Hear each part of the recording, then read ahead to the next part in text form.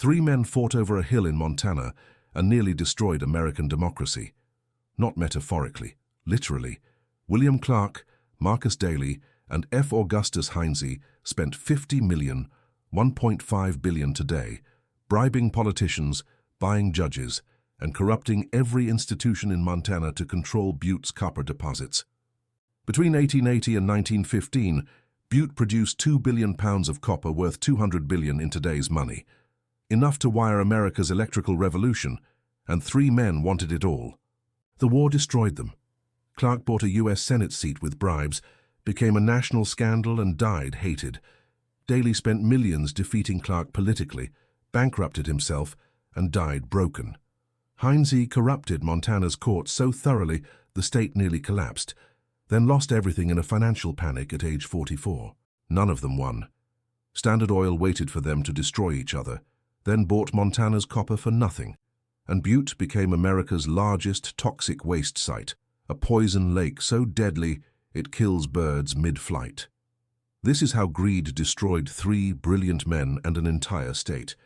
Butte, Montana is a toxic disaster zone today. The Berkeley Pit, an open copper mine 1,700 feet deep, is filled with acidic water that kills anything touching it. In 1995, 342 snow geese landed on the pit. All died within hours, their insides chemically burned. The water is pH 2.5, as acidic as stomach acid. This is the legacy of the Copper Kings. Between 1876 and 1915, three men, William Andrews Clark, Marcus Daly, and Frederick Augustus Heinze, fought for control of Butte's copper in the most brutal industrial war in American history. They didn't compete on efficiency or innovation. They competed on corruption. Clark spent $1 million bribing Montana's legislature to elect him senator, the biggest political scandal of the Gilded Age. Daly bought every newspaper in Montana to destroy Clark's reputation. Heinze corrupted the entire judicial system, owning judges who ruled in his favor regardless of law. Their war consumed Montana. Elections were rigged by whoever paid most. Courts became auction houses where verdicts went to highest bidders. Newspapers printed only propaganda. Violence was common. Riots killed dozens when mines disputed boundaries. The economic stakes were staggering. Butte's copper powered the electrical revolution. Edison's light bulbs, telephone wires, electrical motors, all needed copper. Demand was infinite. Whoever controlled Butte's copper controlled a fortune. But the Copper Kings were so obsessed with destroying each other that they destroyed themselves instead. And when they fell, Standard Oil bought Montana's copper for pennies, while the Copper Kings died broke, hated, or broken. This is the story of America's most destructive industrial rivalry, how three brilliant, ruthless men fought for everything and lost it all. William Andrews Clark arrived in Butte, Montana Territory in 1872 with $2,000 and a mule. He was 33 years old, trained as a lawyer but working as a merchant. He'd spent the previous decade bouncing around western mining camps, Colorado, Idaho, Nevada, buying supplies cheaply and reselling at markup to miners. It was unglamorous but profitable. Butte in 1872 was a ramshackle gold mining camp, population 400. The mines were small placer operations where miners panned for gold flakes in streams. Nobody had found anything significant. Most prospectors had moved on to richer camps. But Clark noticed something others missed: silver. The hills around Butte contained silver deposits that miners ignored while chasing gold. Clark started buying silver claims for almost nothing, $50, $100, sometimes just supplies. By 1876, he owned 24 silver mines. When silver prices spiked in 1876, Clark's mines became profitable. Not spectacularly, maybe $50,000 annually, but enough to reinvest. Clark built a stamp mill to process ore, hired miners, and expanded operations. Then in 1876, a miner working one of Clark's silver claims hit something unexpected: copper. Not silver mixed with copper, pure copper ore running 40% purity. The richest copper deposit ever found. Clark didn't immediately understand what he'd discovered. Copper in 1876 was worth maybe 15 cents per pound. Silver was worth $1.30 per ounce. Copper seemed like contamination, not treasure. But Clark was educated enough to recognize that copper demand was rising. Telegraph wires needed copper. Brass manufacturers needed copper. And someday, though nobody knew when, electricity might need massive amounts of copper. Clark quietly bought every copper claim he could find around Butte. While other miners chased silver, Clark accumulated copper properties. By 1878, he controlled roughly 300 acres of copper-bearing land. What Clark didn't know was that Butte sat atop the largest copper deposit on Earth. The richest hill on Earth, it would eventually be called. 2 billion pounds of copper buried in a single mountain. And Clark owned a significant chunk. But not all. Other prospectors held claims scattered across Butte Hill. One was an Irish immigrant miner named Marcus Daly, who'd just bought a small silver mine called the Anaconda. The collision between Clark and Daly would define the next 35 years and nearly destroy Montana. William Clark was brilliant, methodical, and utterly ruthless. He'd been born poor in Pennsylvania in 1839, son of a failed farmer. His family moved to Iowa when he was 17, where Clark worked as a farm laborer while teaching himself law, geology, and surveying by reading borrowed books at night. At 23, Clark joined a wagon train to Colorado during the Pikes Peak gold rush. He didn't strike gold. Instead, he noticed that miners desperately needed supplies, food, tools, whiskey, and would pay outrageous prices. Clark opened a general store in Central City, Colorado, buying supplies in Denver and selling them for 300% markup. This taught Clark a fundamental truth about mining. Merchants make more money than miners. The people selling picks and shovels get rich reliably. The people swinging picks and shovels usually die broke. Clark spent the 1860s moving from camp to camp, Nevada's Comstock Lode, Idaho's Boise Basin, Montana's Confederate Gulch, always as a merchant, never a miner. He accumulated capital slowly but steadily. By 1872, when Clark arrived in Butte with $2,000, he developed a system. Enter a mining camp early, buy supplies wholesale, sell retail at huge markups, use profits to buy mining claims from unsuccessful prospectors, wait for one claim to hit, reinvest profits into more claims. The system worked in Butte. Between 1872 and 1880, Clark built Montana's largest mercantile operation, opened a bank, bought a freight company, and acquired mines producing $200,000 annually, roughly $6 million today. But Clark wanted more than wealth. He wanted power, political power specifically. In Montana Territory, not yet a state, political power meant controlling the territorial legislature. The legislature elected U.S. senators, granted mining permits, set tax rates, and awarded contracts. Control the legislature, control Montana. Clark started buying politicians in 1876. Not subtly, just openly paying legislators to vote his way. Montana Territory had no corruption laws. Bribery was technically legal. Clark exploited this ruthlessly. He'd identify legislators who needed money, most did since legislative pay was $3 per day, and offer them cash, jobs, or business opportunities in exchange for votes supporting his interests.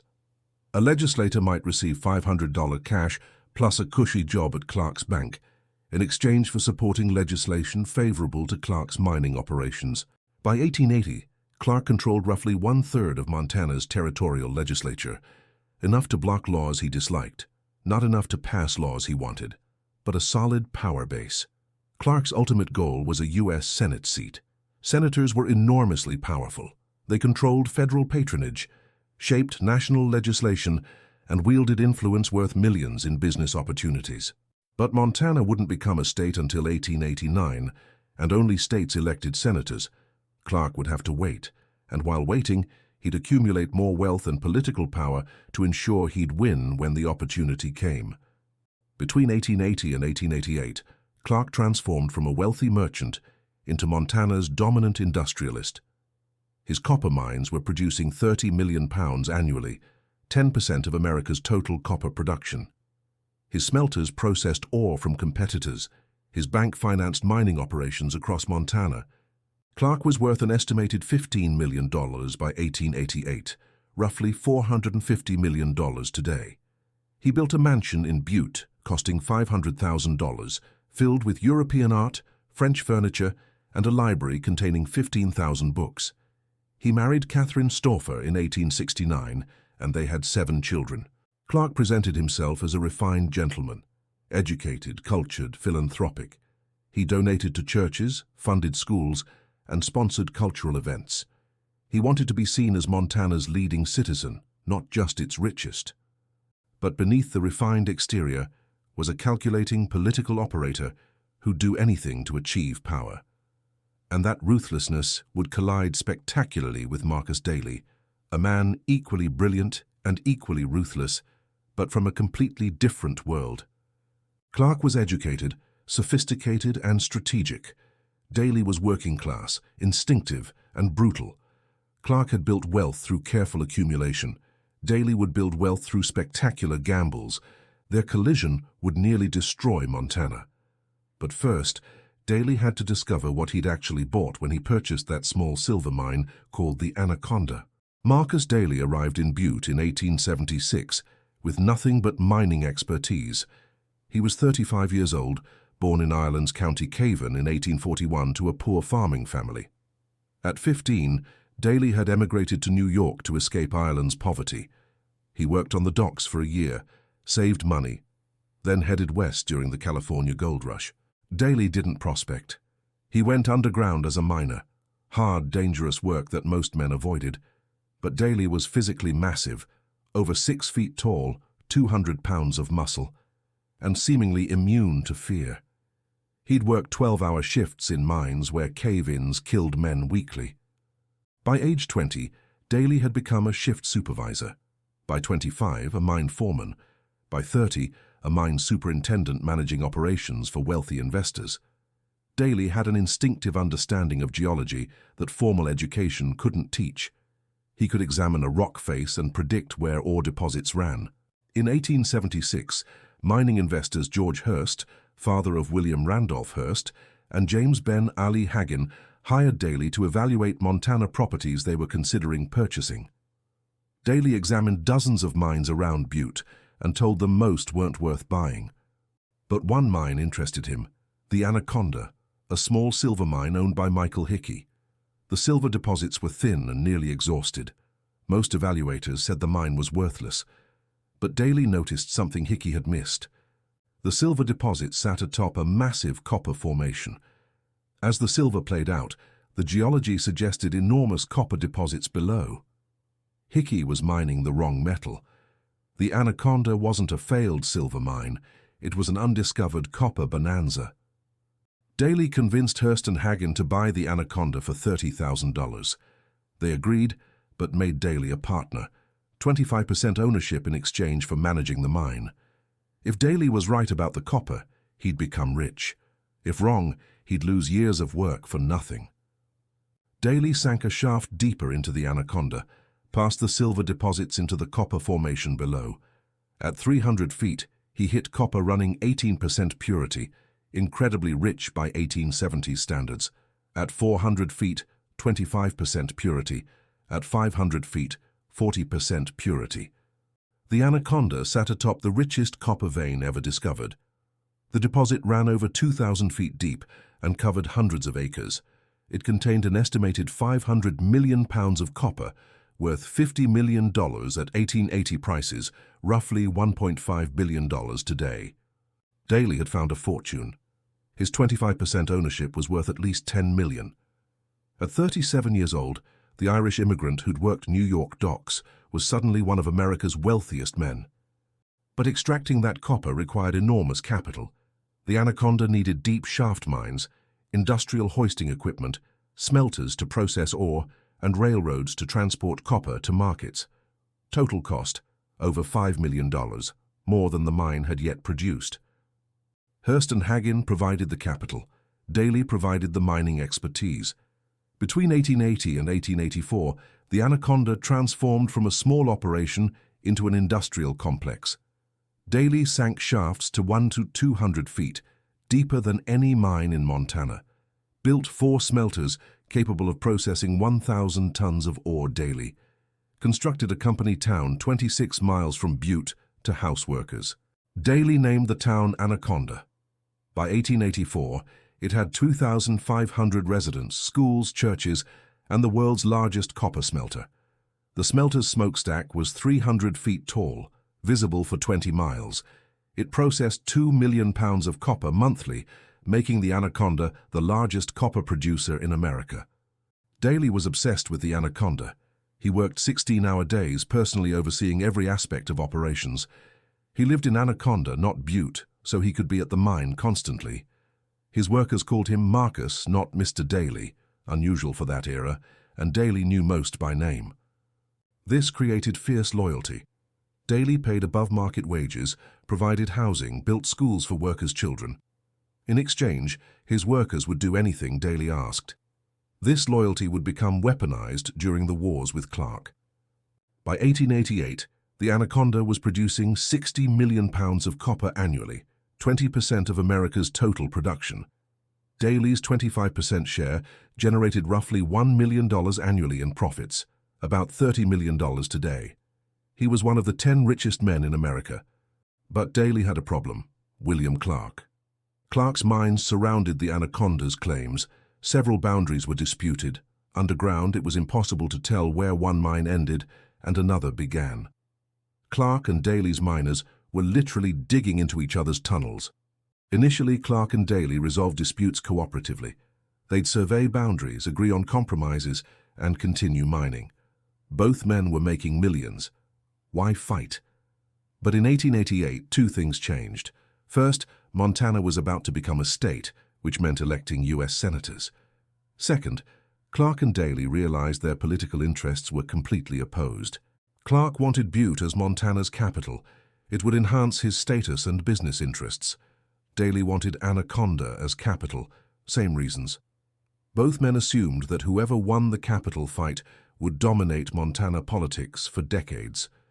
The fight over Montana's capital city would escalate into total war, and it would destroy both men. Montana became a state on November 8, 1889. Immediately the question arose, where would the state capital be? The territorial capital had been Virginia City, but that gold camp was dying. Montana needed a permanent capital for the new state. 3 cities competed: Helena, a mining town of 14,000, Butte, Clark's base with 30,000, and Anaconda, Daly's company town with 5,000. Clark assumed Butte would win. It was Montana's largest city, economic center and transportation hub. Daly's Anaconda was tiny, remote, and entirely dependent on a single company. Nobody would choose Anaconda. Daly disagreed. He believed he could win the capital fight through sheer spending. If he bought enough politicians, newspapers, and votes, Anaconda would become capital despite being the worst choice. This wasn't rational political strategy. It was ego. Daly wanted to prove he could beat Clark at politics, and he was willing to spend millions to do it. The capital fight officially began in 1892, when Montana scheduled a referendum. Voters would choose between Helena and Anaconda. Butte had been eliminated in preliminary rounds, infuriating Clark. Clark supported Helena because defeating Anaconda meant defeating Daly. Daly supported Anaconda because winning meant humiliating Clark. Neither man cared about what was actually best for Montana. The campaign was unlike anything America had seen. Daly spent an estimated $2.5 million, roughly $75 million today, buying votes, bribing officials, and funding propaganda. Clark spent nearly as much supporting Helena. Daly bought newspapers across Montana and converted them into Anaconda propaganda organs. The Anaconda Standard, Butte Miner, and Helena Independent all received Daly's money and dutifully published editorials explaining why Anaconda should be capital. Clark bought competing newspapers. The Butte Miner, Helena Journal, and Missoulian published anti-Anaconda content. The newspaper war was vicious. Papers accused opponents of corruption, fraud, and treason daily. Daly's strategy was simple: pay voters. His agents distributed cash in every Montana town, $5, $10, sometimes $50 per vote.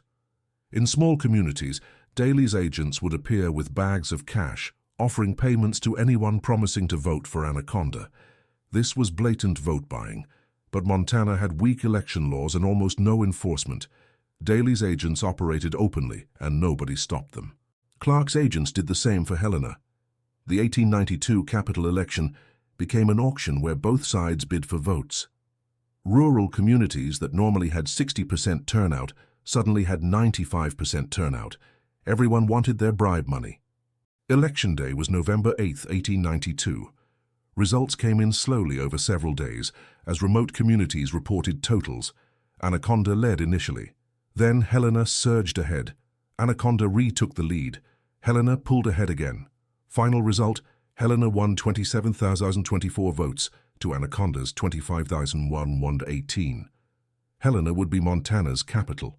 Daly had lost despite spending $2.5 million. He was furious.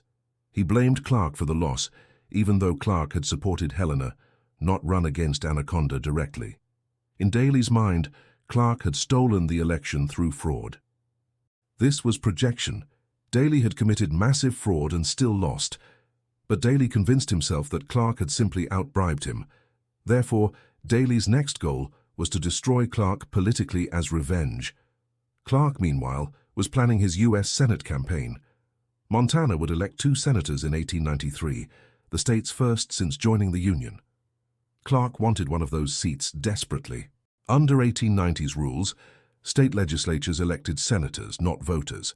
Clark needed to win a majority of Montana's legislature, 30 votes out of 58 total. He'd spent decades building political connections for exactly this moment, but Daly decided to stop him. Not because Daly wanted to be senator. He had no interest in politics beyond business advantages. Daly wanted to block Clark purely for revenge. Daly spent $500,000, roughly $15 million today, bribing legislators to vote against Clark. He didn't support another candidate. He just paid legislators to oppose Clark, whoever else they supported. The 1893 Montana legislature became a circus. Clark's agents offered legislators $10,000 per vote. Daly's agents offered $15,000 to vote against Clark. Legislators who'd arrived in Helena with $500 in assets left millionaires. The legislature deadlocked.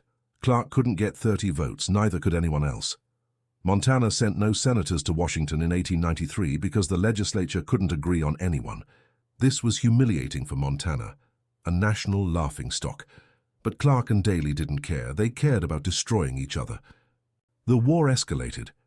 Between 1894 and 1898, Clark and Daly spent roughly $10,300 million today fighting for political control of Montana. Neither achieved lasting victories. They just destroyed Montana's political system. Voters became irrelevant. Whoever bribed most won elections. Courts became irrelevant. Whoever paid judges won cases. Newspapers became irrelevant. They just printed propaganda for whoever paid them. Montana was a failed state controlled by 2 millionaires who hated each other. And the war was about to get worse because a third player was entering the fight, Augustus Heinze, who would make Clark and Daly look like amateurs. Augustus Heinze arrived in Butte in 1889 at age 19. He was born in Brooklyn in 1869 to German immigrant parents. His father owned a successful brewery, providing middle-class comfort. Heinze was brilliant. He'd attended Columbia School of Mines, graduating at 18 with expertise in geology, metallurgy, and mining engineering. Most 19-year-old mining engineers would join established companies and work their way up. Heinze had different plans. He'd go to Butte, study how Clark and Daly were making millions, then take everything from them.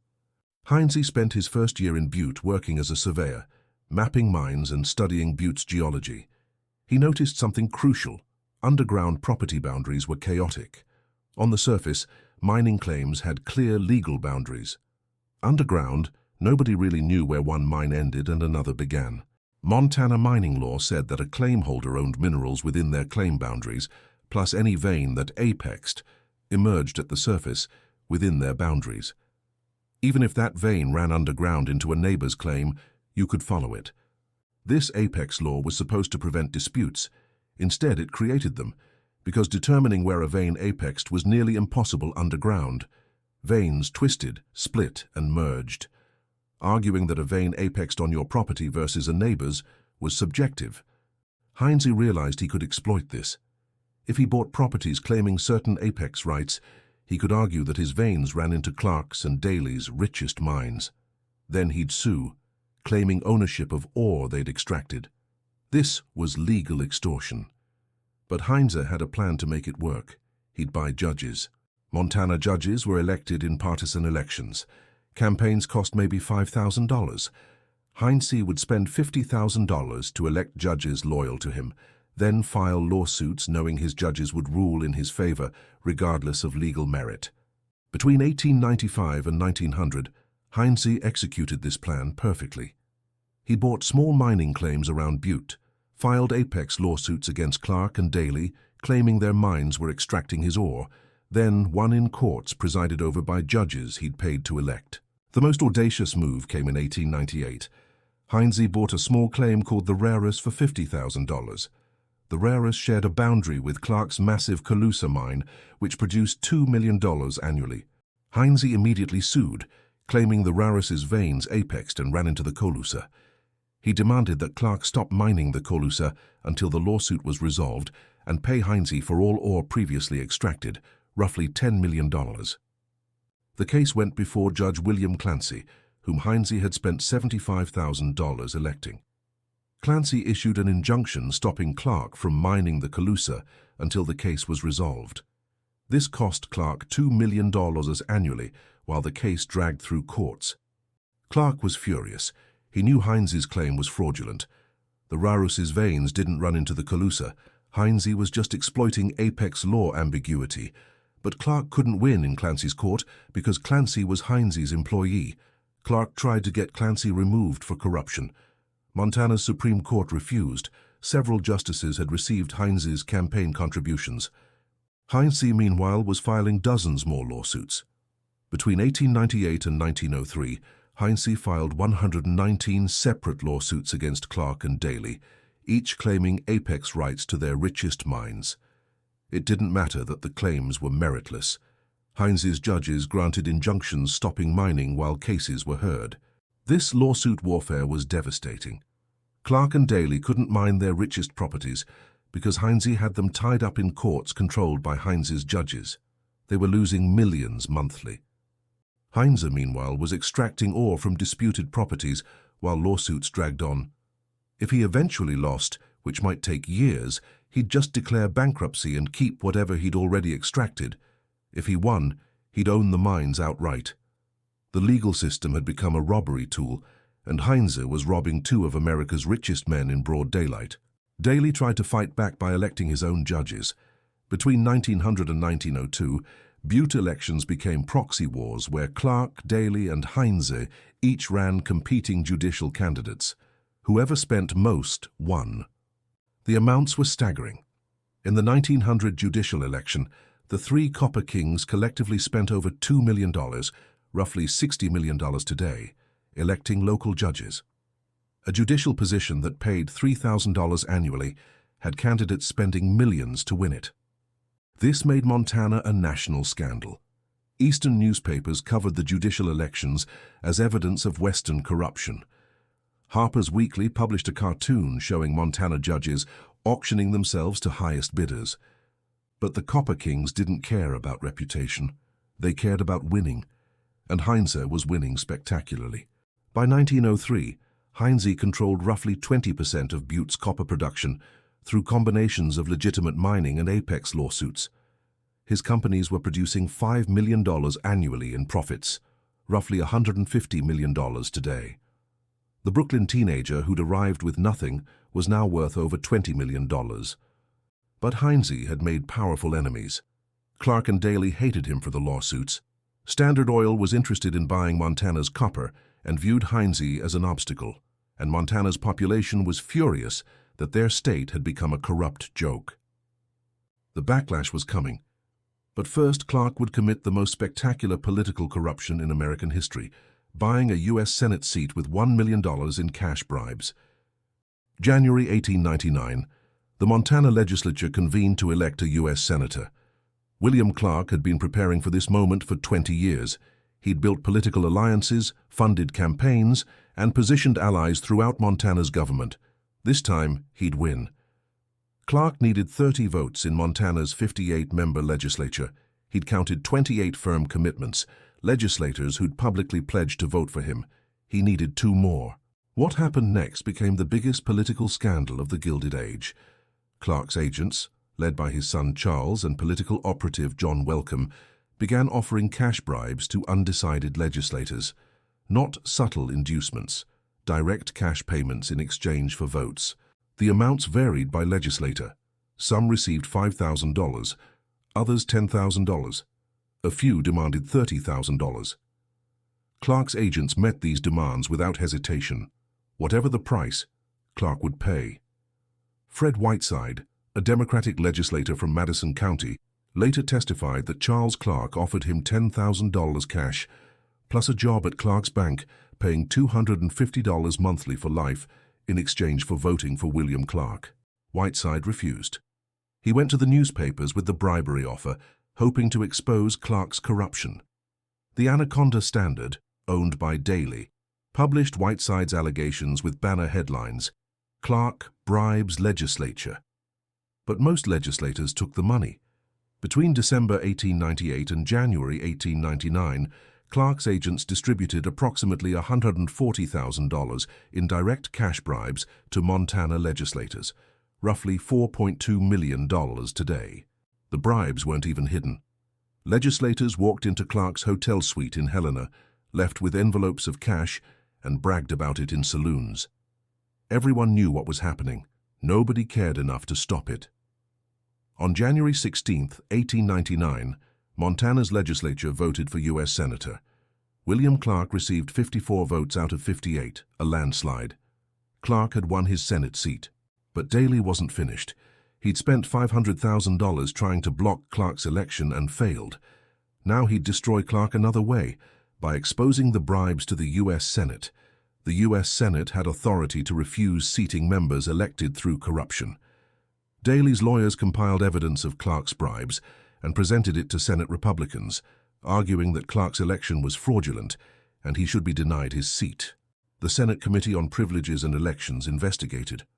Between February and November 1899, they heard testimony from Montana legislators, Clark's agents, and witnesses to the bribes. The testimony was devastating. Witness after witness confirmed that Clark had paid for votes. Specific amounts were documented. Legislators described receiving cash in Clark's hotel room.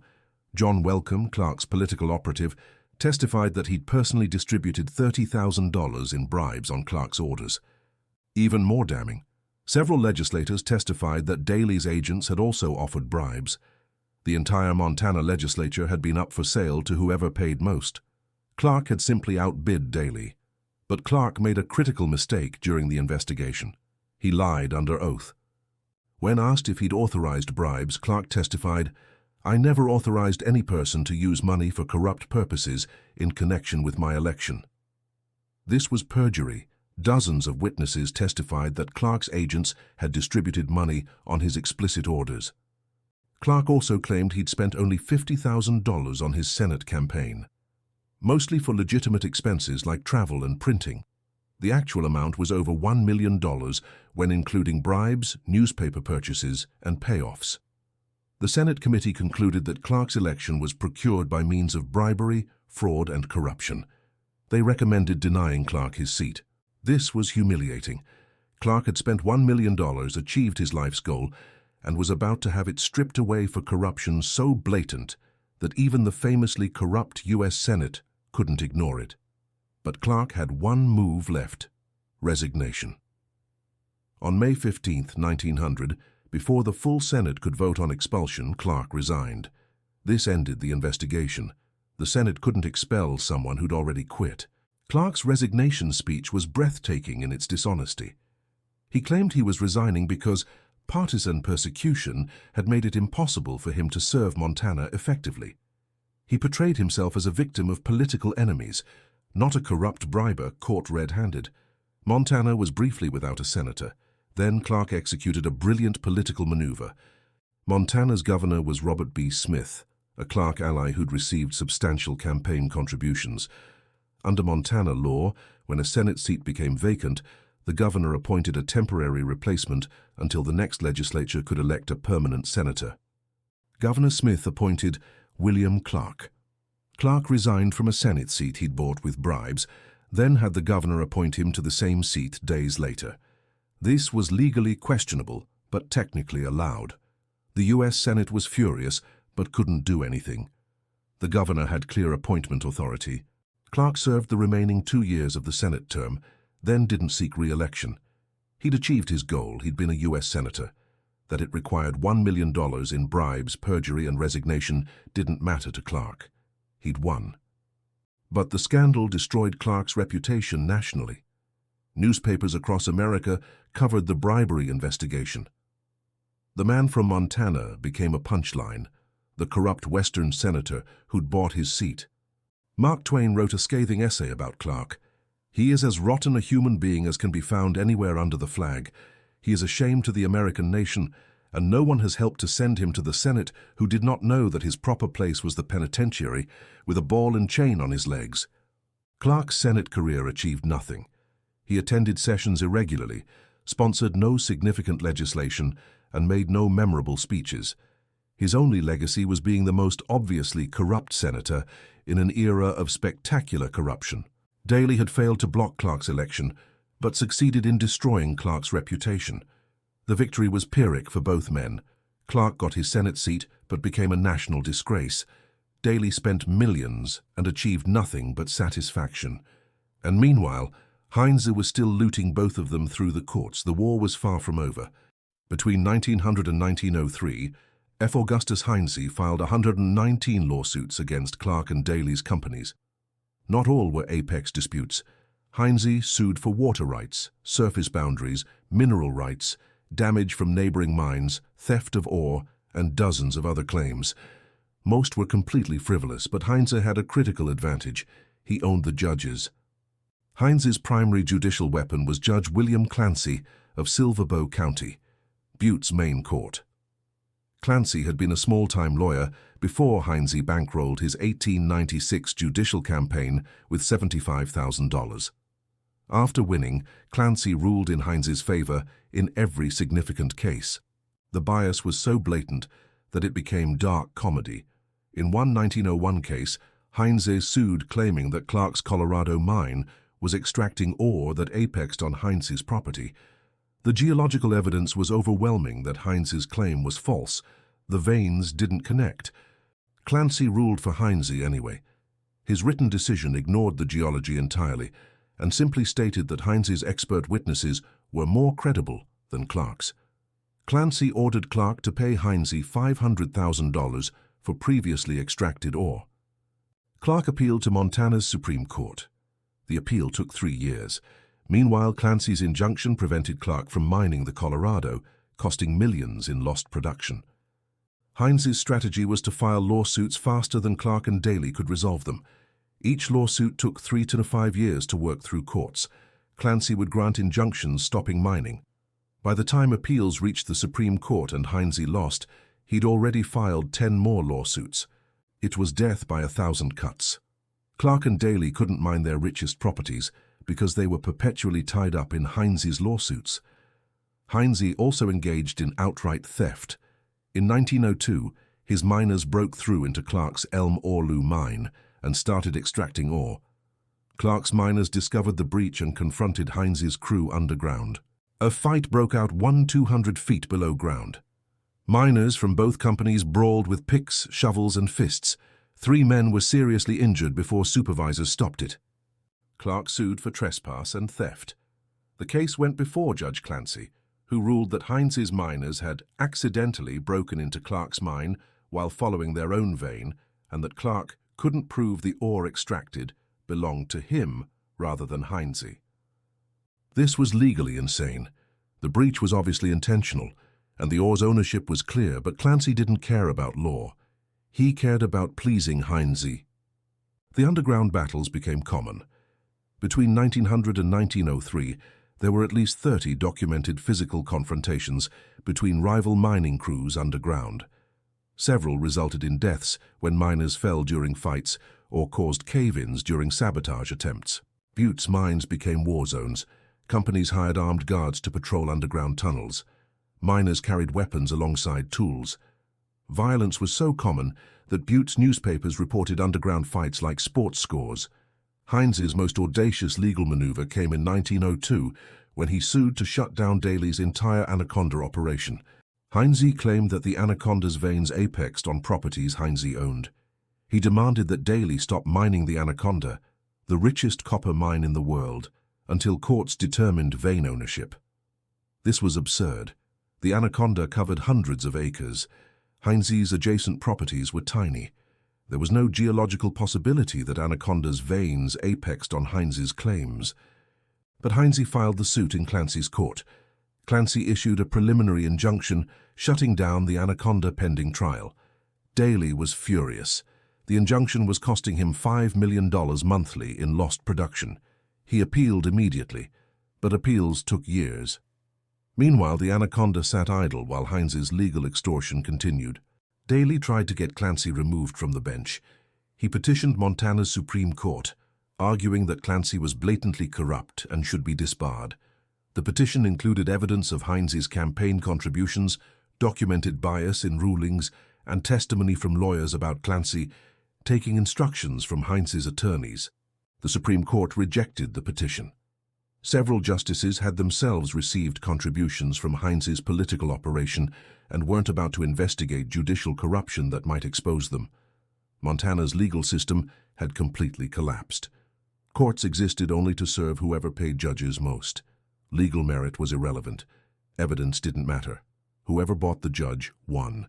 This created an impossible situation for Clark and Daly. They couldn't win in Montana courts because Heinze owned the courts, but they couldn't move cases to federal courts because mining law disputes were state jurisdiction. They were trapped in a corrupt system Heinze had built specifically to rob them. Daly tried one more approach. He'd buy better judges than Heinze. In the 1902 judicial elections, Daly spent $1.5 million electing judges loyal to him. Heinze spent $2 million. The election became a bidding war for judicial positions. Heinze won most races. His judges took office in January 1903, ensuring his legal dominance would continue. But Daly had a trump card Heinze hadn't anticipated. He'd sell the Anaconda to Standard Oil. And Standard Oil would destroy Heinze using tactics Heinze couldn't match. Marcus Daly died in November 1900 before executing this plan, but his widow and business partners completed the sale in 1899, selling the Anaconda to Standard Oil's mining subsidiary for $39 million, roughly $1.2 billion today. Standard Oil now owned Montana's largest copper mine, and they were about to show Heinze what real corporate warfare looked like. Standard Oil entered Montana in 1899 with one goal: own all of Butte's copper. They'd purchased the Anaconda from Daly's estate for $39 million. Now they'd systematically acquire or destroy every competitor until they controlled Butte completely. William Rockefeller, John D. Rockefeller's brother, led the operation through Amalgamated Copper Company, a Standard Oil subsidiary. Rockefeller understood something the Copper Kings didn't. Their personal feuds made them vulnerable to a patient, well-capitalized opponent. Standard Oil's strategy was elegant. Let Clark and Heinze destroy each other financially, then buy their companies for pennies when they ran out of money. Between 1899 and 1903, Standard Oil spent approximately $50 million, roughly $1.5 billion today, buying Butte mining properties. They purchased small mines, consolidated claims, and methodically assembled a dominant position. But Heinze and Clark weren't selling their crown jewels. Heinze's apex lawsuits were generating millions annually. Clark's mines were still profitable despite Heinze's legal attacks. Neither man was desperate enough to sell. Standard Oil needed to create desperation. They did it through political warfare even more sophisticated than what the Copper Kings had pioneered. In 1903, Standard Oil's lawyers drafted a bill for Montana's legislature called the Fair Trial Act. The bill's stated purpose was to prevent judicial bias by allowing defendants to request a change of judge if they could show bias. This sounded reasonable. In practice, it was designed to destroy Heinze's judicial control. Under the Fair Trial Act, anytime Heinze filed a lawsuit, defendants could file an affidavit claiming the assigned judge was biased against them and request a different judge. This would neutralize Heinze's judges. He couldn't control every judge in Montana, just specific ones he'd elected. Heinze recognized the threat immediately. If the Fair Trial Act passed, his entire legal extortion system collapsed. He'd no longer be able to file frivolous lawsuits, knowing his judges would rule in his favor. Heinze fought the bill with everything he had. He spent $500,000 bribing legislators to oppose it. He published newspaper editorials claiming the bill was a corporate plot to destroy workers' legal rights. He organized protests in Butte, where thousands of miners marched against the Rockefeller law. The legislative fight was brutal. Standard Oil spent over $1 million buying votes. Heinze spent $500,000 buying opposing votes.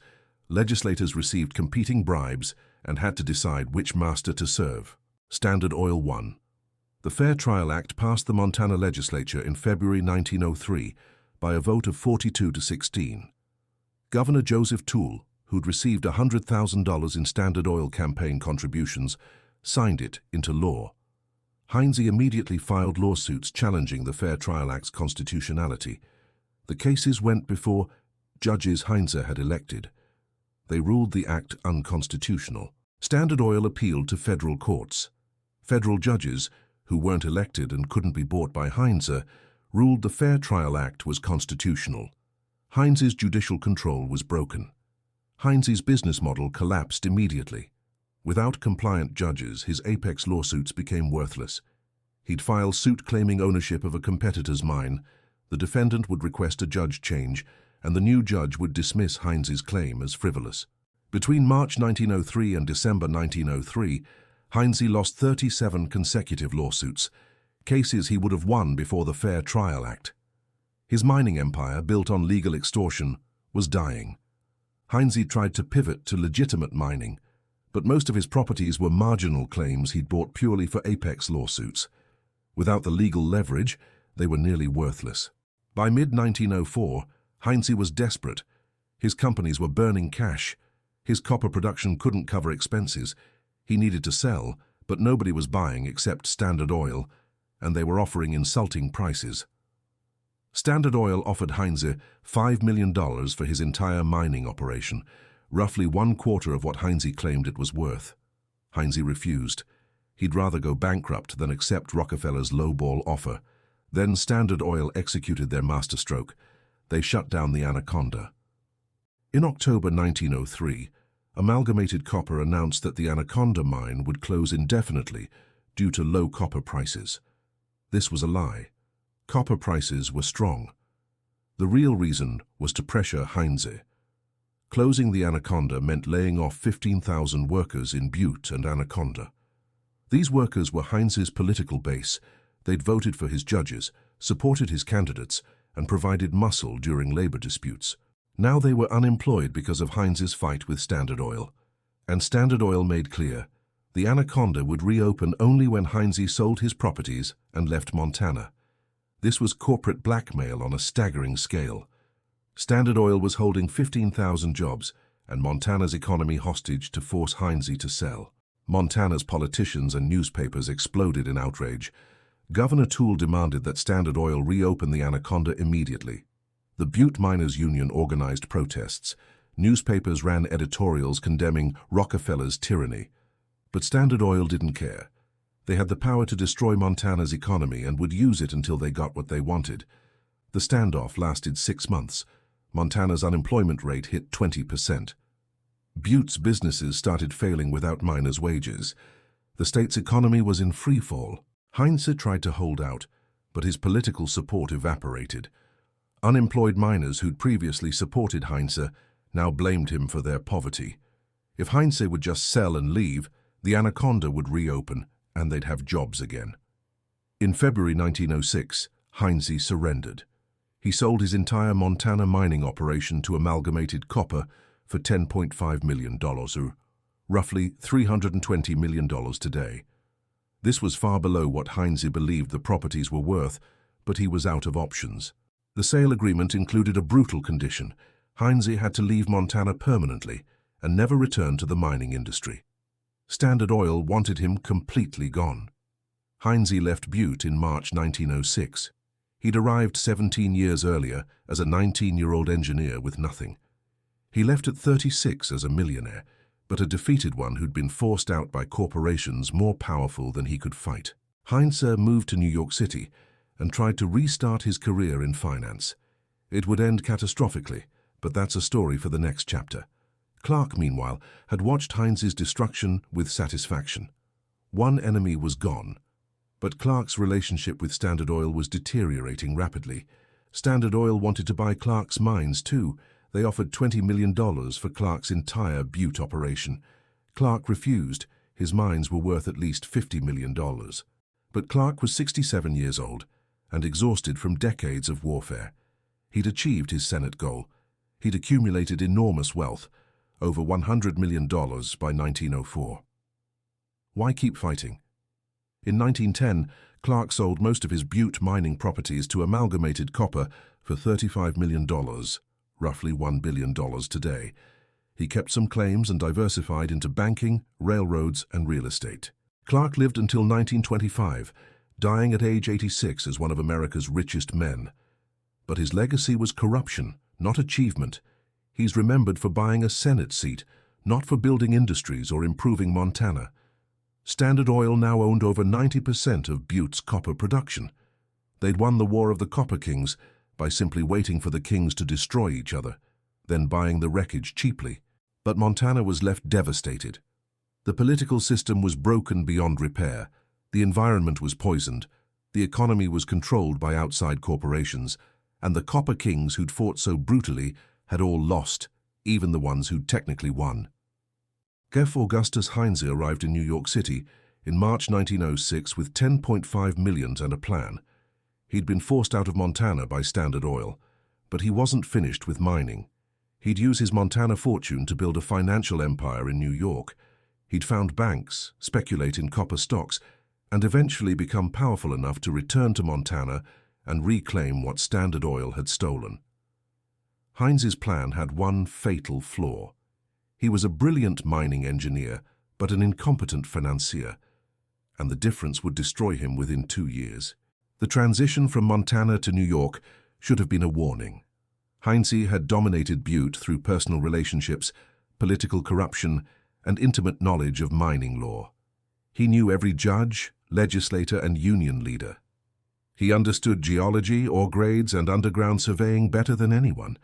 But New York's financial world operated on completely different principles. Success required understanding complex securities, banking regulations, and financial markets. Personal connections mattered less than capital and creditworthiness, and corruption, while certainly present, was more sophisticated than Butte's crude bribery. Heinze didn't understand these differences. He assumed that the tactics that worked in Montana would work in New York. He'd buy his way into banking, manipulate markets like he'd manipulated courts, and build power through aggressive tactics. This fundamental misunderstanding doomed him from the start. Heinze bought control of several small New York banks: Mercantile National Bank, New Amsterdam National Bank, and Mechanics and Traders Bank. Total cost, $7 million, leaving him $3.5 million in cash. These weren't prestigious banks. They were small institutions with maybe $10 million in deposits each. But Heinze had a scheme. He'd use depositors' money to speculate in copper stocks. The banks Heinze purchased were struggling institutions that larger banks had avoided. Mercantile National Bank, founded in 1853, had once been respectable, but had declined steadily since the 1890s. Its depositor base was mainly small businesses and working-class immigrants who couldn't access larger banks. New Amsterdam National Bank served Dutch immigrant communities in Brooklyn. Mechanics and Traders Bank focused on skilled tradesmen and small manufacturers. All three were marginal operations that attracted Heinze, precisely because they were cheap and loosely regulated. Heinze immediately installed his younger brother Otto as president of Mercantile National Bank, and his associate Edward R. Thomas as president of New Amsterdam National Bank. These weren't experienced bankers.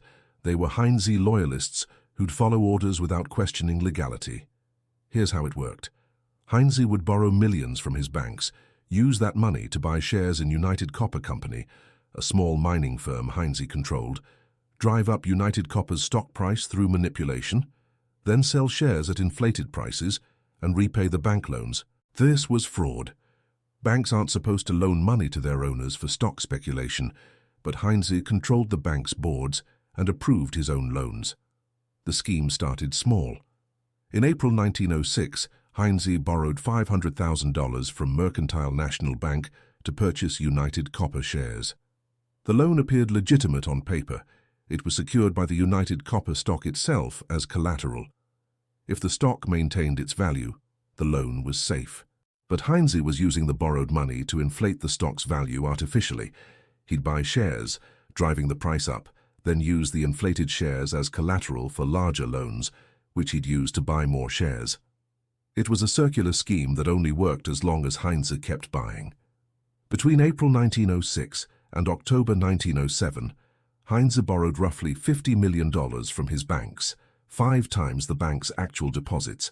He used the money to buy United Copper stock, driving its price from $39 per share to $60 per share. The scale of this fraud was breathtaking. Mercantile National Bank had approximately $8 million in deposits. Heinze borrowed $20 million from it, 250% of deposits.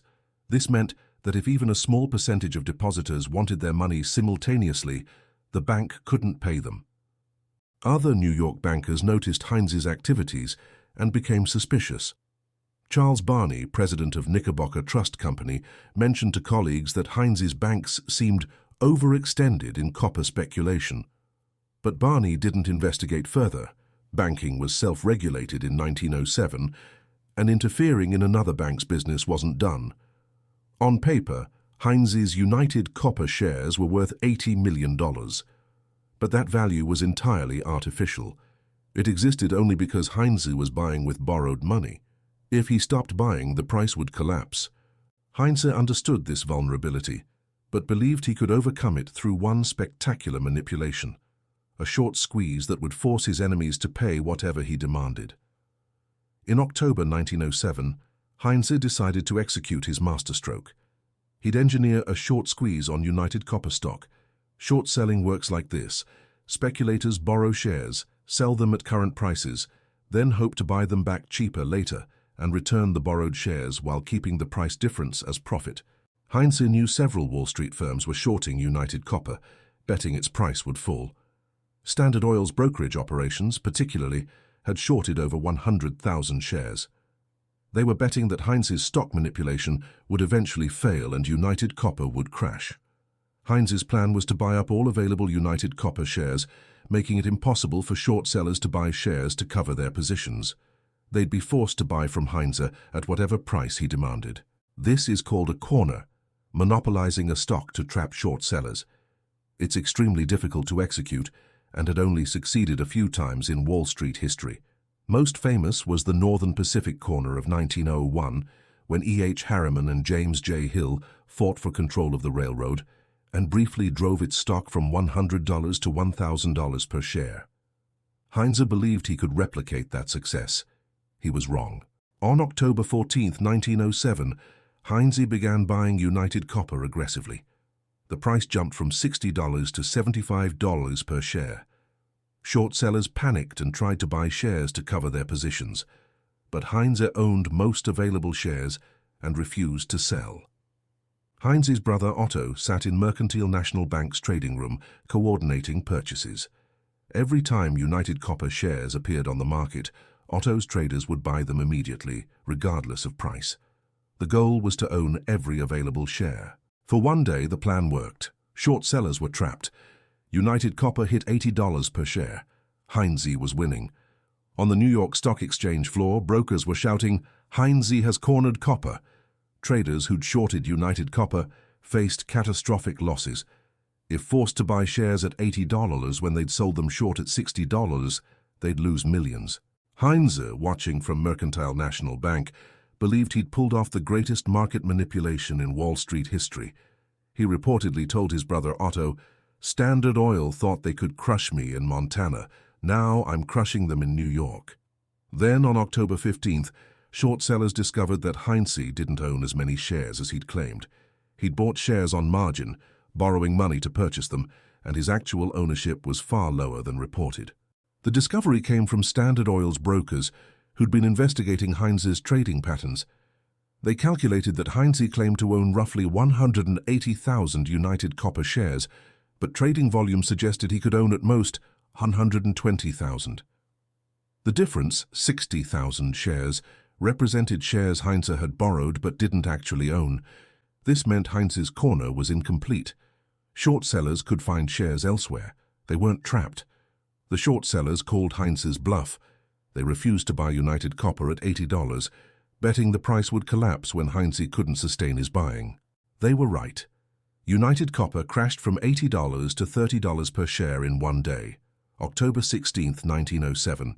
Heinze's paper fortune of $80 million became $30 million overnight, and Heinze had borrowed $50 million to create that paper fortune, meaning he was $20 million in debt. The collapse was spectacular. United Copper lost 62% of its value in 6 hours of trading.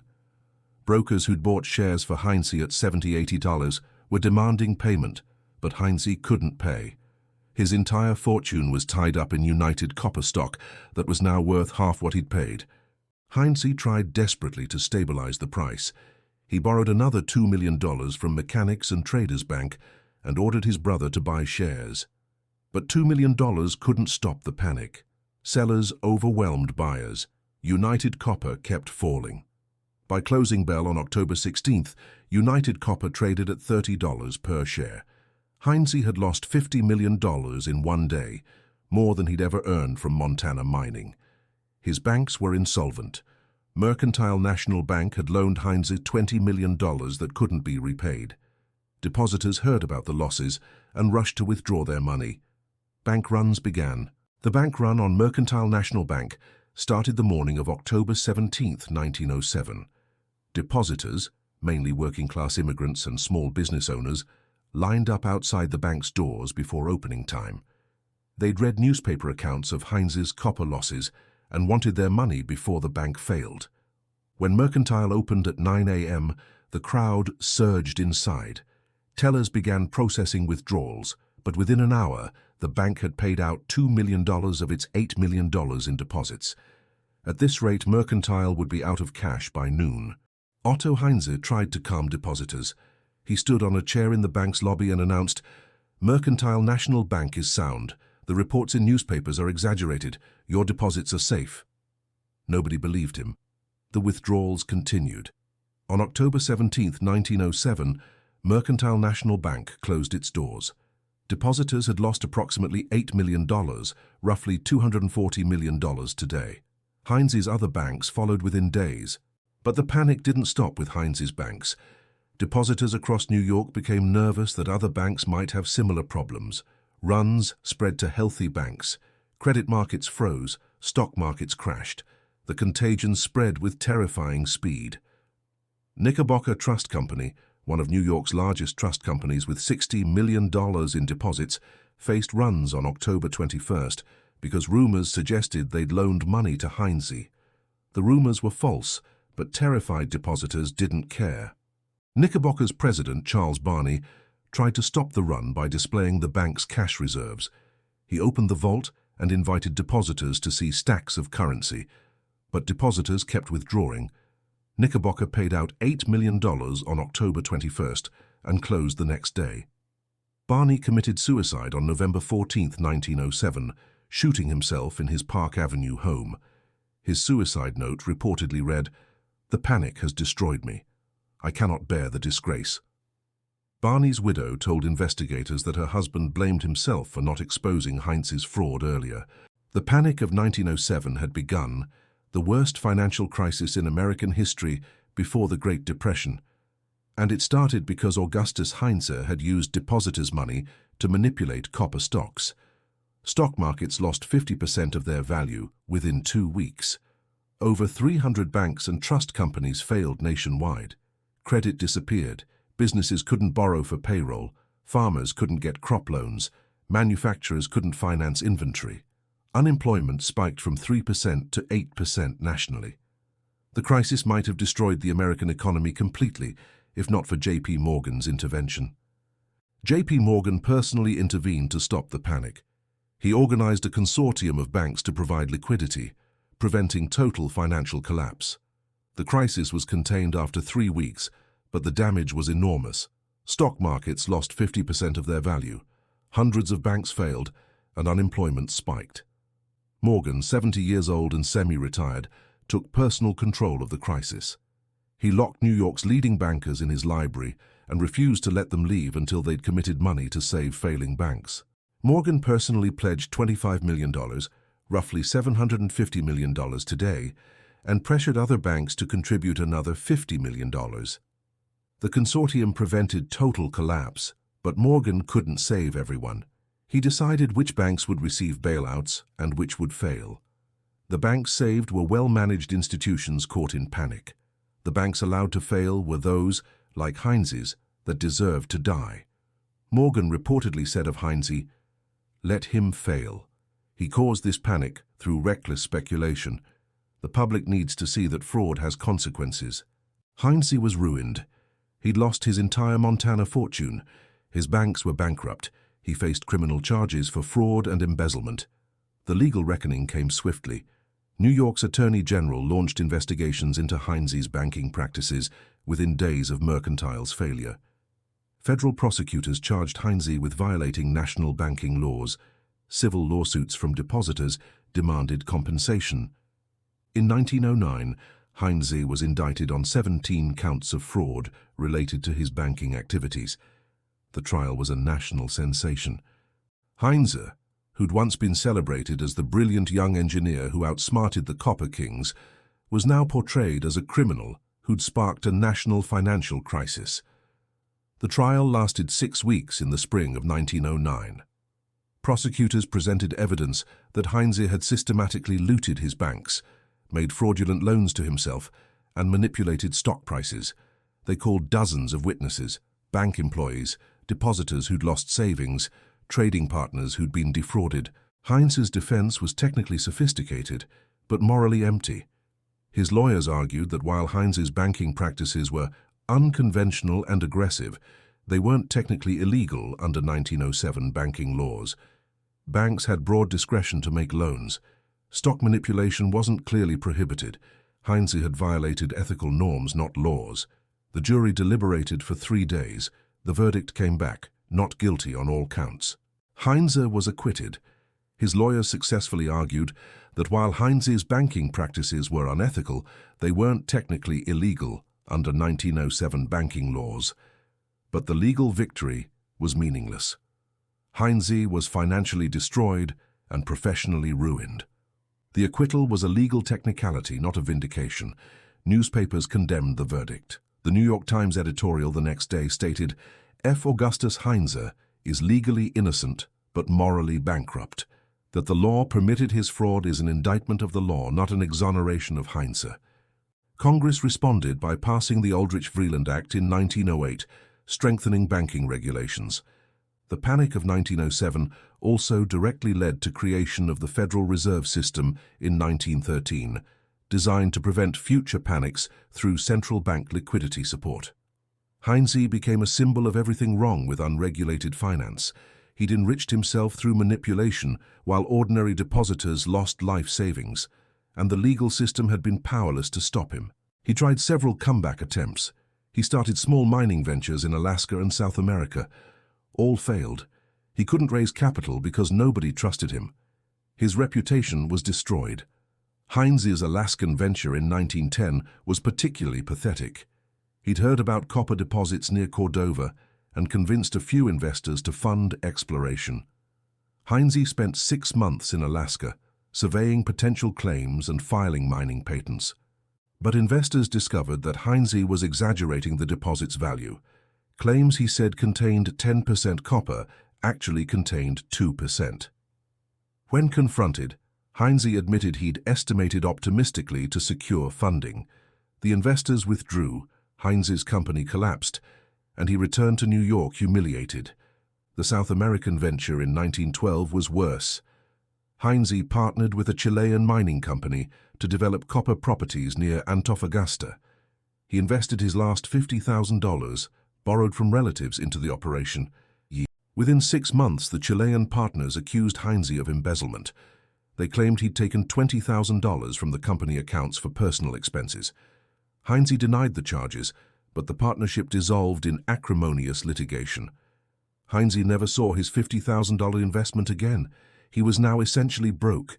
The man who'd once been worth $20 million was borrowing money from family members to pay rent. Heinze died in November 1914 at age 44 from cirrhosis. He'd become a heavy drinker after his financial collapse. He died broke, with debts exceeding his assets. The man who'd once been worth $20 million died owing creditors $2 million. The final years were tragic. Heinze lived in a modest Brooklyn apartment, estranged from most family and friends. He'd married in 1910 Bernice Henderson, a theater actress 15 years younger, but the marriage was troubled. Bernice later told reporters that Heinze drank heavily, became violent when drunk, and blamed everyone but himself for his failures. Heinze's drinking accelerated after 1912. He'd start drinking whiskey at breakfast and continue throughout the day.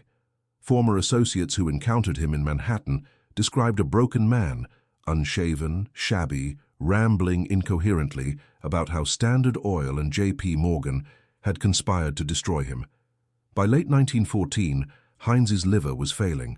Doctors told him he'd die within months if he didn't stop drinking. Heinze tried to quit, but couldn't.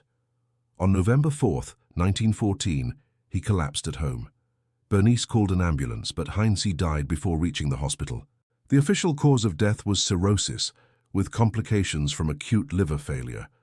He was 44 years old. Heinze's funeral in New York was attended by fewer than 20 people. No Montana officials came, no mining industry representatives, no former business associates. He died isolated, hated, and forgotten. The funeral was held at a small chapel in Brooklyn. Bernice Heinze was there, along with Otto Heinze and a handful of relatives. No speeches were given, no eulogies delivered. The service lasted 20 minutes. Heinze was buried in an unmarked grave at Woodlawn Cemetery. Newspapers covered Heinze's death briefly, mainly to remind readers that he'd caused the panic of 1907. The New York Times obituary was 3 paragraphs, ending. Heinze's life demonstrated the dangers of unchecked financial speculation and the personal costs of greed. Marcus Daly had died earlier, in November 1900, before seeing the end of the Copper Wars. Daly's death came at age 59 from complications of diabetes. He'd spent the last years of his life fighting Clark politically while watching his health deteriorate. Daly's final years were consumed by the Capitol fight and Clark's Senate campaign. The stress took a physical toll. Between 1895 and 1900, Daly's health declined steadily. He developed diabetes, which in 1900 was essentially untreatable. He became overweight, suffered chronic fatigue, and experienced vision problems. But Daly wouldn't slow down. He kept fighting Clark, kept expanding the Anaconda, kept scheming for political victories. His doctors warned that stress was accelerating his decline. Daly ignored them. In October 1900, Daly collapsed at his New York mansion. Doctors diagnosed diabetic crisis. His blood sugar had spiked dangerously. They gave him days to live. Daly died at his mansion in New York City, surrounded by family. His estate was worth approximately $30 million, roughly $900 million today. Not poor, but far less than he would have accumulated if he hadn't spent millions fighting Clark. Daly's last words reportedly were, "Did we beat Clark?" His wife told him yes, a lie, since Clark had achieved his Senate seat. But she wanted Daly to die believing he'd won. Daly's funeral in Montana drew thousands. Despite his brutal business tactics, Daly was genuinely loved by his workers. He'd paid well, provided housing and schools, and treated employees with respect unusual for that era. Over 5,000 people attended Daly's funeral in Anaconda, Montana. The entire town shut down. Miners marched in formation behind the hearse. The Catholic Church held a special mass. Daly was buried at Mount Olivet Cemetery in Helena, with a monument that still stands today. Daly's political legacy was mixed. He'd failed to make Anaconda the state capital, failed to block Clark's Senate election, failed to destroy Clark financially, but he'd built the Anaconda into the richest copper mine in the world, transforming Montana's economy. After Daly's death, his widow sold the Anaconda to Standard Oil for $39 million. The company Daly had built became part of the Rockefeller empire, exactly what Daly had fought to prevent. William Clark outlived both Heinze and Daly, dying in March 1925 at age 86. Clark's final years were spent in New York and Los Angeles, far from Montana. He'd sold his Butte mining interest to Standard Oil in 1910 and invested in railroads, banks, and real estate. Clark died worth approximately $150 million, roughly $2.1 billion today. He was one of the 10 richest Americans when he died, but Clark's legacy was entirely negative. He's remembered for buying a Senate seat with bribes, not for building industries. His name became synonymous with corruption. Mark Twain's condemnation, that Clark's proper place was the penitentiary, defined his historical reputation. Clark's mansion in Butte was demolished in 1926, a year after his death. The city wanted nothing to remind them of the Copper King era. None of the Copper Kings won. Clark achieved wealth and a Senate seat, but became a symbol of corruption. Daly built an empire, but lost political wars and died before seeing the Anaconda's peak. Heinze became wealthy, but lost everything through financial recklessness, and died broke and hated. The real winner was Standard Oil. They waited for the Copper Kings to destroy each other, then bought Montana's copper for a fraction of its value. By 1915, Amalgamated Copper controlled over 95% of Butte's production, generating $100 million annually in profits. The Copper Kings had fought for everything and gained nothing. Their war had been a waste of money, lives, political capital, and moral integrity, and their legacy would haunt Montana for the next century. Butte today is an environmental catastrophe. The Berkeley Pit, an open copper mine a mile wide and 1,700 feet deep, is filled with water so toxic it kills birds that land on it. The water is pH 2.5, as acidic as stomach acid, laced with heavy metals, sulfuric acid, and dissolved minerals. In 1995, 342 snow geese landed on the Berkeley Pit during migration. Within hours, all were dead. Their internal organs had been chemically burned by the water. Environmental officials now use noise cannons to scare birds away from the pit. The pit is constantly filling with groundwater. By 2020, it contained over 40 billion gallons of toxic water. If the water level rises another 150 feet, it will contaminate Butte's groundwater, poisoning drinking water for the entire region. This is the Copper King's legacy.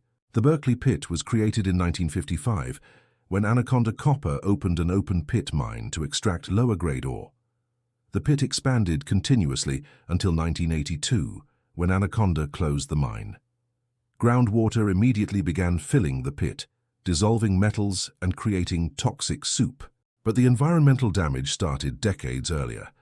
Between 1880 and 1920, Butte's copper smelters released approximately 400 tons of arsenic into the air annually. The arsenic settled on soil, plants, and water, poisoning the entire Butte area. Trees within 10 miles of Butte died. Crops couldn't grow. Livestock that grazed near Butte developed arsenic poisoning. Children in Butte had arsenic levels in their blood 10 times higher than safe levels. The smelter smoke also contained sulfur dioxide, which combined with atmospheric moisture to create acid rain. Butte experienced regular acid rain from the 1880s through 1950s, damaging buildings and contaminating water supplies. None of the Copper Kings cared. Environmental regulation didn't exist. The Montana government, controlled by the Copper Kings, had no interest in restricting mining operations. Clark's smelters were particularly destructive. His Colorado smelter, built in 1892, processed 2,000 tons of ore daily and released massive amounts of arsenic, lead, and sulfur into the air. Neighborhoods downwind experienced chronic respiratory illnesses. When residents complained, Clark's response was brutal. Anyone who didn't like the smoke could leave Butte. He wouldn't reduce smelter operations for environmental concerns. One particularly horrifying incident occurred in 1903 when a Butte mother named Catherine O'Leary wrote directly to Clark pleading for help. Her 3 children had developed chronic coughing and respiratory problems that doctors attributed to smelter smoke. She asked if Clark's company could install smoke filters or reduce nighttime operations when smoke settled over residential neighborhoods. Clark's secretary responded with a form letter stating that Modern industry necessarily produces byproducts that some may find unpleasant, but such is the price of progress and employment. The letter suggested that if Mrs. O'Leary found Butte's air quality unsatisfactory, she should consider relocating to a rural area. All 3 O'Leary children died before age 20 from lung-related illnesses. Catherine O'Leary spent the rest of her life campaigning for industrial regulation, testifying before Montana's legislature multiple times. She was ignored. The legislature was controlled by the Copper Kings. Stories like the O'Learys were common. Butte's historical records contain hundreds of letters, petitions, and complaints from residents about health problems caused by smelter pollution. Every complaint was dismissed. The Copper Kings' profits mattered more than public health. Daly's Anaconda smelter, built in 1884, was even larger. Its smokestack was 585 feet tall, the tallest brick structure in the world at the time, designed to spread pollution over a wider area, so local concentrations wouldn't be as severe. This didn't reduce total pollution. It just spread the poison across a larger territory. The Anaconda smelter contaminated an area exceeding 300 square miles with heavy metals. The Anaconda smokestack became a perverse point of pride for Daly. He commissioned photographs of it and distributed them in promotional materials, advertising Anaconda Copper's industrial might. The smokestack appeared on postcards sold in Butte gift shops with captions like, "The tallest smokestack in the world, symbol of progress." What the postcards didn't mention was the dead zone surrounding the smokestack. Within a 20-mile radius, vegetation struggled to survive. Deer Valley, once a lush hunting ground, became a barren landscape where nothing grew. Local hunters called it the Dead Valley because even animals avoided the area. Farmers downwind of the Anaconda smelter suffered catastrophic losses. Between 1890 and 1920, over 300 farms within 30 miles of Anaconda were abandoned because crops wouldn't grow and livestock died from heavy metal poisoning. These weren't marginal operations. Many were multi-generational family farms that had thrived before the smelter opened. One farmer, Johann Schneider, documented his losses meticulously in a journal that survives in Montana's historical archives. In 1889, before the smelter reached full capacity, Schneider's farm produced 800 bushels of wheat annually and supported 40 head of cattle.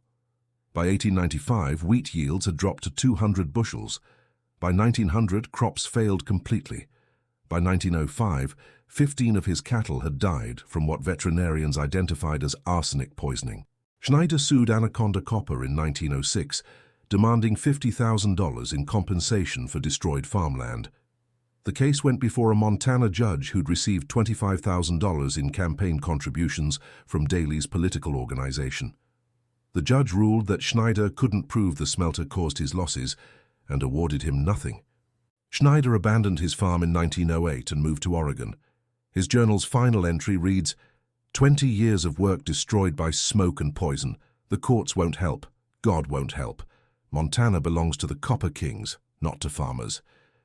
Between 1900 and 1980, Butte's mines and smelters released an estimated 400 million pounds of arsenic into the environment, 200 million pounds of lead, 150 million pounds of copper, 100 million pounds of zinc, uncounted billions of pounds of sulfur compounds. This contamination remains. In 1983, the EPA designated the entire Butte area, over 120 square miles, as a Superfund site requiring environmental cleanup. It's the largest Superfund site in America. The Superfund designation came after years of denial by mining companies. When EPA investigators first surveyed Butte in 1981, Anaconda Copper's successor companies insisted that environmental concerns were exaggerated and that Butte's contamination was within acceptable ranges for an industrial city. The EPA's testing revealed contamination levels that shocked even experienced environmental scientists. Soil samples from residential yards near old smelter sites contained arsenic concentrations exceeding 1,000 parts per million, 40 times the EPA's safety threshold. Some samples exceeded 10,000 ppm, making the soil more toxic than industrial waste. Water wells throughout Butte showed heavy metal contamination. Over 60% of residential wells tested in 1982 exceeded safe drinking water standards for at least one contaminant. Some wells had lead levels 50 times the safe limit. The human cost was documented in a 1985 epidemiological study by the University of Montana. Researchers found that Butte residents born between 1900 and 1950 had significantly elevated rates of lung cancer, 10% higher than Montana average, kidney disease, 180% higher, liver cancer, 150% higher, neurological disorders linked to heavy metal exposure, 300% higher. The study estimated that environmental contamination from copper mining caused approximately 2,000 premature deaths in Butte between 1900 and 1980. That's 2,000 people who died younger than they should have because the copper kings prioritized profits over public health. Cleanup costs are estimated at $2 billion and will take decades. The work includes treating Berkeley Pit water to prevent groundwater contamination, removing contaminated soil from residential areas, capping mine waste piles to prevent erosion, restoring creeks and streams polluted by mine runoff, demolishing unsafe mine structures. But some damage can't be repaired. The Clark Fork River, which flows through Butte, was so contaminated by mine waste that fish populations collapsed. Restoration efforts have improved conditions, but fish still show elevated heavy metal levels. The Clark Fork contamination extended far beyond Butte. The river flows 310 miles through Montana before joining the Columbia River system. Mining waste from Butte contaminated the entire Clark Fork watershed, affecting communities hundreds of miles downstream. In Missoula, Montana, 120 miles from Butte, the Clark Fork River was declared unsafe for fishing from 1910 through 1985 due to heavy metal contamination. Children were warned not to play in the river. The riverbed sediment contained so much copper, lead, and arsenic that dredging operations had to treat the removed material as toxic waste. Milltown Dam, built in 1907 near Missoula, trapped millions of cubic yards of contaminated sediment behind it. By 2000, the reservoir behind Milltown Dam contained an estimated 6.6 million cubic yards of toxic sediment, enough to fill 2,000 Olympic swimming pools. The dam was removed between 2006-2008, and the contaminated sediment was excavated and hauled to special containment facilities. Cost, $120 million. Butte's human health statistics reflect the environmental damage. Between 1900 and 1950, Butte had infant mortality rates 40% higher than Montana, average lung disease rates 300% higher than national average cancer rates, significantly elevated, particularly for liver and kidney cancers. Average life expectancy 5 years lower than state average. These health problems were directly caused by environmental contamination from copper mining. The copper kings knowingly poisoned an entire city to maximize profits. What makes this particularly damning is that the copper kings knew about the health risks. Internal company documents from the 1890s, discovered during Superfund litigation, show that company doctors had identified patterns of respiratory illness, heavy metal poisoning, and elevated cancer rates among smelter workers and nearby residents. A 1902 internal memo from Clark's Colorado smelter medical director to William Clark stated, "Chronic exposure to arsenic-laden smoke produces elevated rates of lung disease and appears to be associated with certain cancers. Recommend improved ventilation and smoke filtration to reduce worker and community exposure." Clark's handwritten response on the memo: "Too expensive. Workers accept the risks when they take employment." The political legacy is equally toxic. Montana's government was so thoroughly corrupted by the copper kings that democratic institutions essentially stopped functioning between 1890 and 1920. Elections were rigged, courts were bought, newspapers were propaganda machines. Citizens couldn't trust any government institution because all were controlled by mining interests. This corruption persisted long after the copper kings died. Anaconda Copper Company, the successor to Daly's empire, controlled Montana politics into the 1950s. The company owned most newspapers, funded political campaigns, and effectively selected governors and senators. Montana became known as a company state, a place where corporations, not citizens, controlled government. This reputation damaged Montana's economy and deterred investment for decades. The corruption finally ended in the 1970s, when Anaconda Copper was purchased by ARCO, Atlantic Richfield Company. ARCO had no interest in Montana politics and sold the newspapers, ending the company's political control. But the cultural damage remained. Montanans became cynical about politics, assuming all politicians were corrupt. Trust in government institutions collapsed and has never fully recovered. Even today, Montana has among the lowest voter confidence in state government of any U.S. state. Polling consistently shows that Montanans distrust politicians and assume corruption is endemic. This cynicism is the Copper Kings' lasting political legacy. They demonstrated that democracy could be bought, and Montanans never forgot. The Copper Kings also left a legacy of labor violence. Between 1890 and 1920, Butte experienced regular strikes, riots, and battles between workers and companies. The worst incident was the Granite Mountain Mine disaster in 1917. A fire broke out 2,400 feet underground, killing 168 miners trapped below. Investigation revealed that Anaconda Copper had ignored safety violations and blocked escape routes to save money. The disaster sparked riots. Workers attacked company property, burned buildings, and fought with security forces. The Montana National Guard was deployed to restore order. The violence lasted 3 days and resulted in 12 additional deaths. Labor relations in Butte remained violent for decades. The Western Federation of Miners, and later the Industrial Workers of the World, organized strikes that often turned into armed confrontations. Companies hired private security forces and strikebreakers, leading to gunfights and bombings. This labor violence was the Copper Kings' legacy. They'd created a system where workers were treated as expendable, safety was ignored, and profits mattered more than lives. That system generated justified rage that exploded into violence. The economic legacy is also problematic. Butte boomed during the copper era, reaching a population of 100,000 by 1920. But the boom was entirely dependent on a single commodity: copper. When copper prices fell in the 1920s, Butte's economy collapsed. Population dropped to 40,000 by 1940. Unemployment exceeded 30%. Businesses failed. The city that had been the richest hill on earth became an economic disaster zone. Butte never recovered. Today's population is 35,000, 1/3 of its peak. The city's economy struggles. Average income is 20% below Montana's average. Poverty rates are elevated.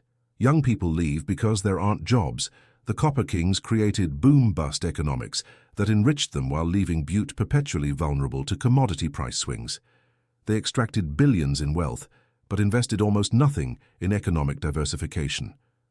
The most damning legacy is what the Copper Kings represented: pure greed unrestrained by morality, law, or concern for consequences. Clark, Daly, and Heinze weren't evil men in the sense of deliberately causing suffering, but they were sociopathic in their single-minded pursuit of wealth and power, regardless of cost to others. They destroyed Montana's political system to win elections, poisoned an entire region to maximize profits, corrupted courts to steal from competitors, started riots that killed workers, and never showed remorse or accepted responsibility. This moral emptiness characterizes the Gilded Age, the era when robber barons built fortunes through tactics that today would result in criminal prosecution. The Copper Kings were emblematic of their era, and their legacy is a warning. When wealth concentration becomes extreme, and the wealthy face no legal or moral constraints, they'll destroy anything in their pursuit of more. So we've seen how 3 men fought over Montana's copper and destroyed themselves in the process. The War of the Copper Kings lasted from 1888 to 1906, 18 years of total warfare that consumed approximately $50 million, ruined countless lives, and left Montana economically and environmentally devastated. None of the Copper Kings won. Clark got his Senate seat, but became a national symbol of corruption. Daly built the Anaconda, but died broken after losing political wars. Heinze looted his rivals, but lost everything in financial speculation and died broke at 44. The real winner was Standard Oil, which waited for the Copper Kings to exhaust themselves, then bought Montana's copper for a fraction of its value. The Rockefellers extracted hundreds of millions from Butte while investing almost nothing in Montana's development. What makes the Copper King's story so tragic is that it was entirely avoidable. If Clark, Daly, and Heinze had competed on efficiency, innovation, and quality, they all could have made fortunes without destroying Montana. But they chose corruption over competition. They chose bribery over innovation.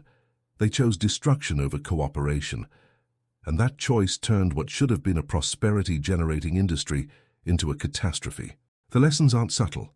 When industries operate without regulation, they'll poison the environment. When politicians can be bought, democracy dies. When courts are corrupt, law becomes meaningless. When wealth concentration becomes extreme, the wealthy will destroy anything blocking their pursuit of more. Montana's experience with the Copper Kings led directly to progressive-era reforms. The direct election of senators, ending the system where state legislatures elected them, was partly a response to Clark's bribery scandal. Campaign finance laws emerged from the Copper Kings' unlimited spending. Environmental regulation began partly because of Butte's poisoning. But these reforms came too late for Montana. The damage was done. Butte remains poisoned 100+ years later. Montana's political culture remains cynical. The economic boom-bust cycle continues. Whether we like it or not, the Copper King's story isn't just Montana history. It's a warning about what happens when greed becomes the only value and power the only goal. Today, in an era of extreme wealth concentration, weakened campaign finance laws, and corporate political influence, the Copper King's legacy feels remarkably relevant. Different industries, different tactics, same fundamental dynamic, wealthy interests corrupting democratic institutions for private gain. The question is whether we'll learn from Montana's experience or repeat it. Will we allow wealth to corrupt politics until democracy dies? Will we permit environmental destruction for short-term profits? Will we tolerate judicial corruption disguised as legal interpretation? Montana tried to answer those questions in the 1890s, 1900s, and got it catastrophically wrong.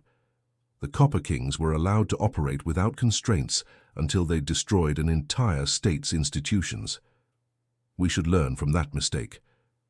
But history suggests we probably won't.